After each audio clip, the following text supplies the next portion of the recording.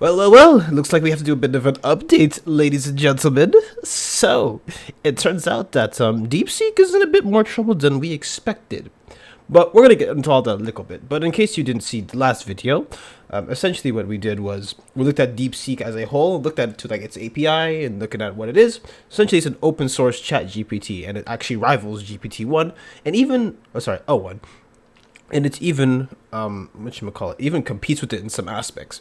And so naturally, because of how big this AI was, it actually ended up crashing, not crashing, but a lot of stocks values went down.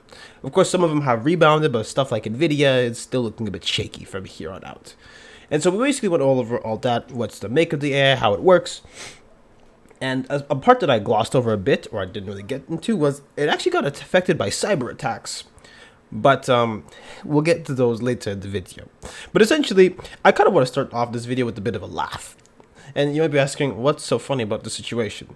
Because apparently, it turns out that OpenAI actually has accusations against DeepSeek. And if you're not laughing at this, I don't know what to tell you. Because in last video, essentially, it's just funny that a lot of stuff people are scared that DeepSeek would do, OpenAI also does it. So it's just the irony kills me here. And besides, when it comes to like these AI chatbots in the AI markets, DeepSeek and OpenAI is basically the leading man, the leading charge, if you want to say, and its little brother DeepSeek did not get the same chances that the older brother did. But anyways, I just find it funny that that's happening. But so I have this BBC article here, and there's a few key points here that I want to take a look at. We're going to talk a little bit about it, and then I want to look at the actual DeepSeek data breach, because it's actually pretty interesting for the most part. So anyways, so here I have here, so the maker of ChatGPT, OpenAI, has complained that rivals, including those in China, are using its work to make rapid advances in developing their own artificial intelligence AI tools. OpenAI said Chinese and other companies were constantly trying to distill the models of leading US AI companies. Oh man.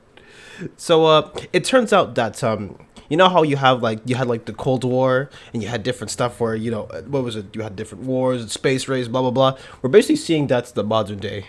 Shout out to the channel I got this joke from. If you get the reference, then I understand. But it's actually so true, because you've got to be kidding me. Of course, if somebody develops something that's like maybe not groundbreaking, but something as huge as ChatGPT, naturally you're gonna get competitors involved. And nobody's talking about how, there's a lots of other AIs that also do what ChatGPT does. So just interesting to point out. So anyways, and so there's actually been a U.S. response and national security concerns. So it says here, the U.S. has already taken steps to guard its AI advances with rules that seek to cut China off from advanced chips and steer investments to the U.S. in the name of national security. At his confirmation hearing, Trump's nominee for Commerce Security, Howard Lutnick, also shared concerns about theft and raised the prospect of further U.S. action to protect U.S. AI companies. Now, if you're a bit confused about that, in the last video I actually talked about different chips that they use, and just to give you a summary, essentially DeepSeek used lower end chips from Nvidia in order to manufacture this AI to make it compete with it. So essentially Nvidia suffered because companies weren't buying their most expensive chips. They got some lower end ones, and they got to get the same results. So naturally your value goes down immensely when that happens. And of course, Microsoft is investigating, and Bloomberg has reported that Microsoft is investigating whether data belonging to OpenAI, which it is a major investor in, hint hint, wink wink, nudge nudge, has been used in an unauthorized way. DeepSeek's defense and cyber attacks. It says here, DeepSeek says it has been the target of cyber attacks. On Monday, it said it would temporarily limit registrations because of large-scale malicious attacks on its software. Of course, this happened in the past already. This already happened. So, here we are. And it says here, and number 5, U.S. Navy's ban on DeepSeek. The U.S. Navy has sent an email to its staff warning them not to use DeepSeek app due to potential security and ethical concerns associated with the model's origin and usage. And I feel like I've said this so many times. I've said it so many times, but I'll say it again. Number 5, it seems like common sense to me, because why would you put an app that requires user information on like a government like on a government phone or a government, device. Okay, the fact that TikTok was banned on like government devices, I argue that all social media should be banned on those devices because you don't want to get some random data breach happening, and then all of a sudden, oh well, guess what? This person got hacked, and now they have level 1 secrets. So it just makes sense. Okay, so here we are. Oh man. But anyways, so that's essentially what we have here. So you have here, OpenAI accusing someone else of taking their data, but then when you realize that AI basically trains itself on top of already data that's present, it's already in circulation. I mean, have you seen AI art? Have you seen that stuff? Like, come on, come on, Altman, you playing with me, right? You're playing with me, right? Because that's what it sounds like. But anyways, let's actually take a look at these data breaches because it's a bit more concerning than I actually gave it credence to the last time. So let me put a caveat here that I don't know how true some of these are from this little blog that I found from Wiz Research, but I do find it a bit interesting. So I want to actually go over this data breach that they found out. So here, from this article I have here, so the security breach. So it says here, Wiz Research has identified a publicly accessible ClickHouse database belonging to DeepSeek, which allows full control over database operations, includes the ability to access internal data. The exposure includes over 1 million lines of log streams containing chat history, secret keys, backend details, and other highly sensitive information. And so I know you might be asking, but DeepSeek is open source, so how is that possible? Well, of course, it's a breach. You don't get access to everything. You can mess with the AI a bit and mess with the coding to get, it to work. But when it comes to top tier security, that's stuff that only really the developers get access to.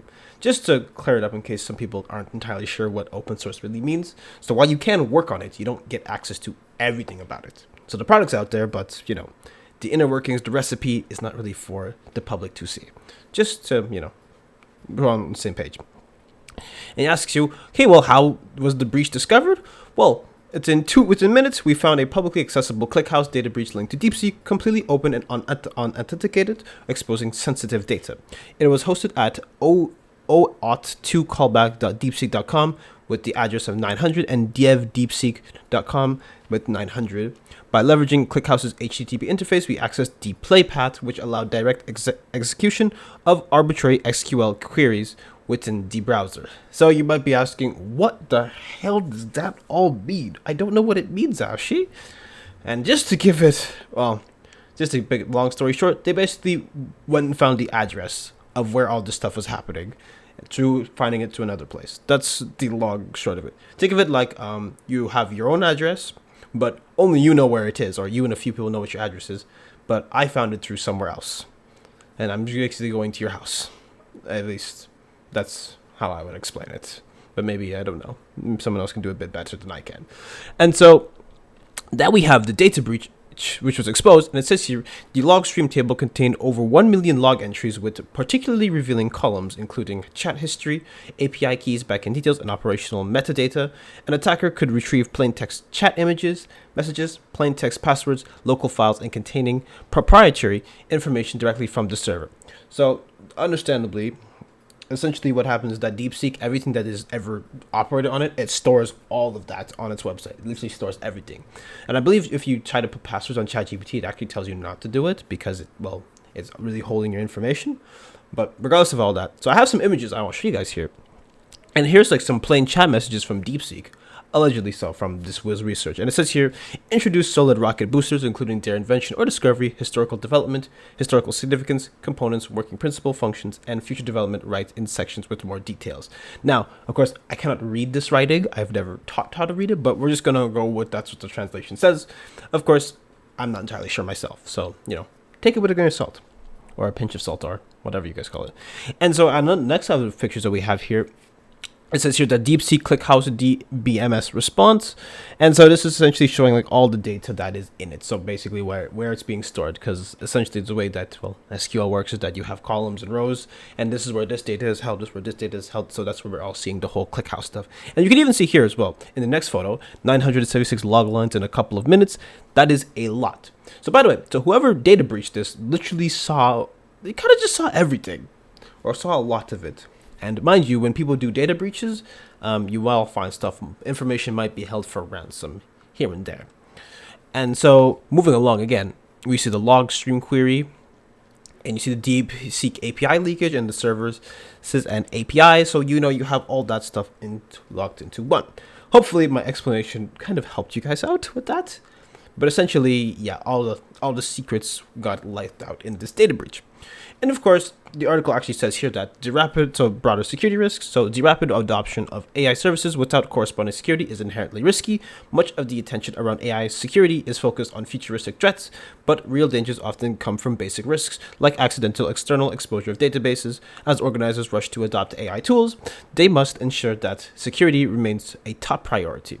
AI companies have rapidly grown into critical infrastructure providers without the security frameworks that typically accompany such widespread adoption. The industry must recognize the risks of handling sensitive data and enforce security practices on par with those required for public cloud providers. So essentially what they're just saying is that, well, there's not enough security behind these AI projects. And even OpenAI is not exactly, exempt from that, which we'll get into a little bit. But essentially that's what it is. And you might be asking yourself exactly, well, I kind of like using DeepSeek. I like this kind of stuff. I'm really interested in AI. How can I protect myself from getting getting data breached? And really, the only way that I can really recommend, and even though I'm not a cybersecurity expert, but I'm just saying, like, precautions that I would take is that essentially, because you can actually run DeepSeek locally, and the reason why you can is because in the last video I actually previewed that as well, where you can look at it and they give you instructions on how to download it, and you can actually just run it yourself. Without the censorship of China, without the censorship of whatever's going on. And mind you, because like I said, this is open source, so you can actually work with it. And of course, when it comes to GPT-01, which is what ChatGPT uses, that's actually closed source, so closed-ended. So basically no one gets access to it except the developers working on it. So, as I was saying, you can always install the stuff locally, and when it's local to your system, you literally...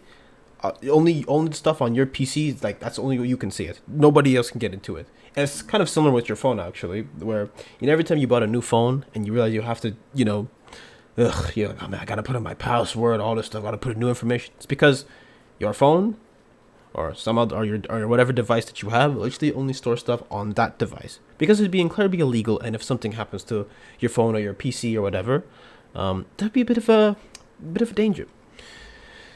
But yes, so that's where we are with that. So yeah, just download stuff locally if you have the hardware for it. Let me caveat that real quick. If you have the hardware for it. If you don't have the hardware for it, then, then maybe you should probably stay away from this kind of stuff. And, yeah. Something I actually want to go over too is that there was a bit of contention when it came down to, how DeepSeek operates. And of course, you used to mention stuff like, Taiwan or Tiananmen Square massacre back in the 80s. The DeepSeek cannot comment on it because, of course, it's AI origins. And so a lot of people might be asking themselves, man, why would I want to take just a Chinese, a Chinese thing? And while I will say your concern is valid, why would you want to trust any company taking your information? OpenAI is not exactly exempt from it. So a little experiment I decided to do was I actually wanted to look into different controversies that, Mr. Altman has been criticized for. So I actually went into ChatGPT and I decided to ask it, okay, what is OpenAI's controversies? Okay, so it gave me actually 4, but funny enough, there's one that's, or not 4, they gave me 5, but funny enough, there was one that's actually missing. But essentially here it says, well, the first one, as you probably just saw, sudden firing and rehiring at OpenAI, which was done in 2023. You have, of course, the AI safety versus profit debate, and it's just essentially, people are criticizing Altman for prioritizing AI development over responsible safeguards. He also had the WorldCoin project, which he was trying to do, which basically was saying, here's your data, here's your information, now you can buy a coin with it. That's what basically that was. And of course, there was conflict of interest allegations, where you had, of course, ties to Microsoft, and of course, there was the AI regulation stance. And of course, this stuff where stuff happens with like copyright and all that. But actually, there was one controversy, but there's 2 controversies that's actually missing. Okay, there was one where there was actually a whistleblower from OpenAI that had self-deleted, essentially, which is a little suspicious. And it was basically talking about how there's a lot of unethical stuff that happens at OpenAI, but of course, as what happens with all whistleblowers, they somehow just magically disappear. I can't even tell you how that happens, but it just happens. So take from that what you will. And of course, the other one is a bit of an egg salt from Mr. Altman, from his sister. So I actually decided to ask about it, and it actually gave me a pretty decent explanation of what happened. But I tried asking it again, and guess what happened? Oh, I cannot find information on this. Suspicious, or it's against your terms of service. Oh wow, interesting. But but however, if I look up Jeffrey Epstein, or I look up Diddy's cases, or look up anybody who's been controversial, I can find it. But if somehow ultimately it's against terms of service, make it make sense. So naturally, whenever someone's creating something, they're going to censor it. That's where we. So, you know, it's what it is. So to people who are concerned, like, oh my God, China, but literally in America, U.S., this stuff happens here too. So if you want to protect yourself, just take the diligent steps.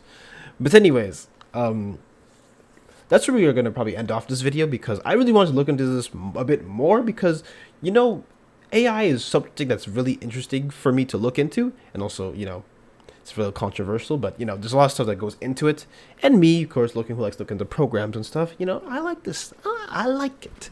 But either way, yeah, no, DeepSeek looks like it's going to be in probably more trouble in the future, which is really, really insane to think about. But, yeah, so I just say, watch out for companies, man. They're always trying to take something from you. But if you enjoyed this video, make sure you like, comment, and subscribe. Of course, I really want to hear your thoughts down below. But with that being said, that's it for me today. See ya!